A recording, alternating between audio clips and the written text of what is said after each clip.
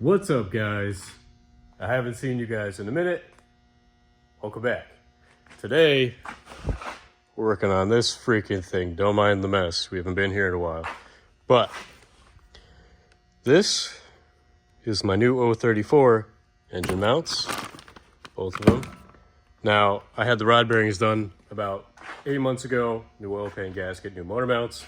And already, after 8 months of the OEM style, this isn't the specific OEM BMW part number, but I bought them off of Rock Auto, so that was a bad move. They're already bad. I had to do the transmission mount because the transmission mount also separated like that. But to anybody who thinks they can't do this on the floor, you can. I'm just going to tell you it's kind of freaking annoying, but the main components you got to be able to take away is you need to get this plate off. You got 1, 2, 3, 4, 5, 6 16 millimeter bolts. You got these 10 or 8 mils and 10 mils that hold like the little under tray thing on. That mine is kind of gone, so that's dope. And then to the nitty gritty, you have to lower the subframe down, and when you do this, you got to be careful because inside of here, all the way up and over, is your power steering rack joint, or your steering rack joint, and you need to take the bolt out for that. And in order to get it out, I used an 8 millimeter gear wrench. This is the bolt, and it's in a really annoying spot. It's like this up against the frame rail on this side. So I reach my hands up and in after I drop the subframe down just a little bit, just to give it some play. I marked it so that way the alignment's still good, but you can use an 8 millimeter gear wrench, get in there, loosen it up. It's going to be fun getting it back in. Nonetheless, 034 engine mounts. They are literally like $40 a piece, and their transmission mounts are good. They're a little bit stiffer than factory. They're like a denser rubber, I guess. We'll find out if they're any good over time, but I'm going to tell you that I probably should have just bought these in the first place instead of cheaping out and buying the Anchor ones, which were like 20 bucks a piece. Just spend the freaking money and do it once and not have to worry about it. Because again, I've been running this for 8 months now. I don't beat the living crap out of it. I beat on it from time to time, but like I don't street race this thing. I haven't brought it to the track, and those mounts did not last. So save yourself the time and money and don't have to come back and do this again. Otherwise, the car's been pretty good. T7R 2Ps are on. I replaced the front struts and the rears. EDC, you know how it is. A little bit more expensive. Next, I got to do the speakers on the inside, and I got to get this little piece painted. Nonetheless, back to the original video part. Also wanted to give an update. My oil drain plug fixed right here. As you can see, boop. It's actually still holding just fine. And every time I do an oil change, you just open up that little center plug, all the oil comes out. It actually all comes out. And so far, so good.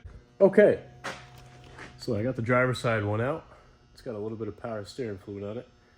Look at that nice label right there. Made in China. And that going in the trash, and an 034 is going in. So when you go to put it in, what you're gonna do is feed it up through here in this little wheel well spot, and you could move the subframe a little bit because it's got some wiggle. I didn't take the front bolts all the way out, so they're still in, just so I could articulate it and it's still kind of positioned properly, and you can wiggle it in there, get it into its spot. Now, the driver's side one, honestly, was a little bit more annoying to get to for the beginning part, but it seems like there's way more room on this side, so you could take this one and you put it on its side, right? And you feed it in. Stupid skid plate wheel well cover is in the way. But, what was I saying? So you got to get the little skid plate right out of the way, and you can roll it in like so. If it stops getting caught up watching this live action, you can pull the subframe down a little bit. See it drop in there. And you can take it, plop it down and in, and we can come on to the side that you guys can see on. And now, what we gotta do is move the subframe down a little bit, and then up and in it'll go. But up here, you can see it right in here.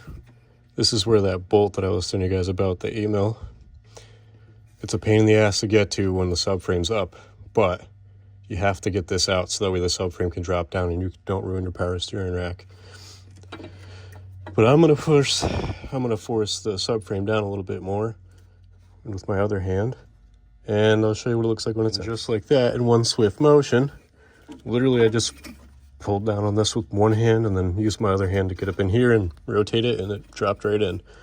It's already pretty much lined up, so I'd recommend you start putting your bottom nut in down here. And then we can go pushing the subframe back up, but you need to be sure that you get it aligned up with these dowels. This is like super important to get this properly lined up back into place, or else everything will slightly be off. But you have one right here, you got one over here, then you have this one right here, like I was showing you, and then you've got one right here, but I didn't back these all the way out, so this one's still in. So is this one over here, right in between the wherever the control arm is, up here somewhere. Can't tell from that side. Anyways, that's right here on the same side over there. And this is an 18. This is an 18. This is a 16. That's an 18. That's a 16. Okay. So I have now gotten both motor mounts in. I still have to put the nuts up top.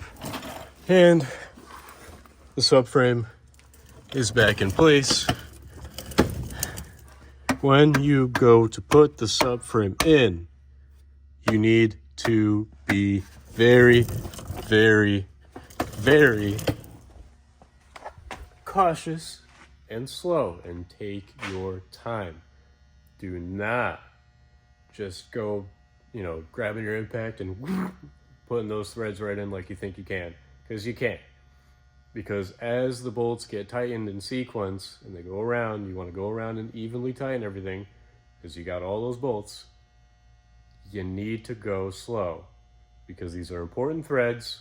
It's really hard to get them fixed, and if this is your first time doing it, just take a deep breath and go slow. You don't want to rush this.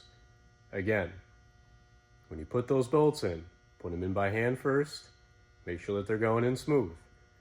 And if you notice that like the subframe's pitched a weird way for whatever reason, because all the weight's on it and everything else, and if you notice it's not going up into place, because you can normally kind of push it up and then you could kind of start the bolts by hand and just slowly do that, you might have to lower your engine brace down a little bit, because I had to do that to even get one of my motor mounts to sit into place into the actual spot. But like right now it's sitting flush, and that's how it's supposed to look when it's sitting flush. You shouldn't have much gap at all in between your strut tower brace and your plenum. It was made that way for a reason. It's meant to be really tight and compact. It's a big motor in this car. Anyways, go slow, take it easy, and go by hand, then grab a ratchet and start going. I need to look up the torque specs still, because I don't even know them by heart myself. But look up the torque specs online, make sure they're all properly tightened, because you don't want them backing out. This is the most important part, besides making sure you didn't fuck up the rest of it, okay? So look up the torque specs, make sure you go slow, and just take your time. This isn't like, I personally wouldn't recommend this for the first time guy working on your car. Wouldn't do this for your first time. Only because you're gonna need a hand. So I wouldn't go at it by yourself. That being said, if like you know how to work on brakes and you can do that kind of stuff, it's not that bad. It does take time. Hey, my clamp was loose. Anyways, it does take time.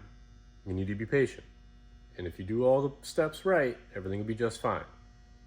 But you gotta go slow, look up the torque specs. I know I keep repeating this, but it's important.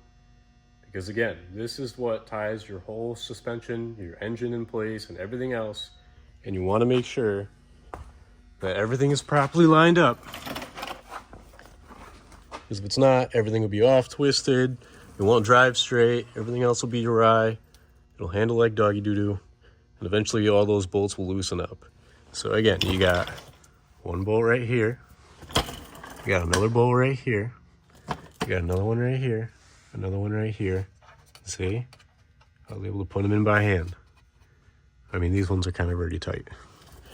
But then you have this one right here, 16 mil, 18 mil, 18 mil, 18 mil. And then your nuts are also 16 mil. See, I haven't even tightened up the nuts yet. That's why you gotta have everything still loose when it goes together. And be patient. Gotta be patient. And make sure that when you do put it in, you line up this little dowel. There is a hole for that. So they're positioned properly.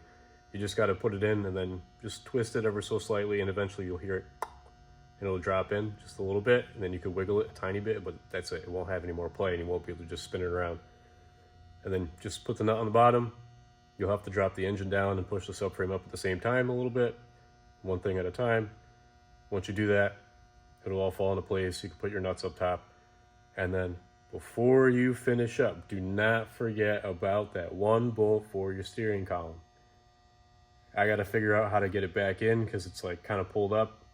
I think I just got to remove the air box and kind of push it back in, and then I can put it in. But take your time, look up the torque specs, put those bolts in by hand first, and you'll be all right.